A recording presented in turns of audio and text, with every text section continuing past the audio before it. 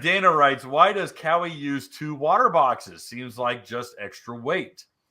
There was a short time where Kawasaki actually went to 1 water box.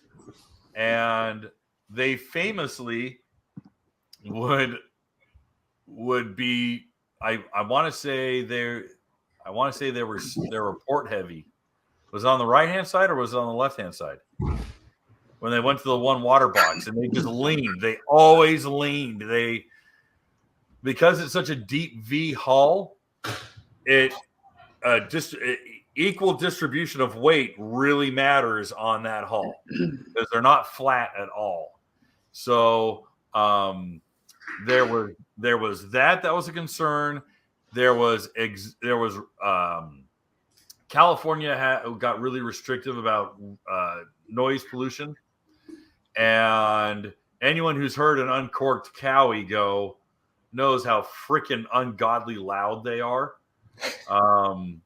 So they're just loud. They're just so stinking loud. And I sound like Huey Lewis on the beginning of Back to the Future. You're just too darn loud. Yeah. So what I think it was the 310. They went back to 2 water boxes. Just because weight distribution left to right and for noise.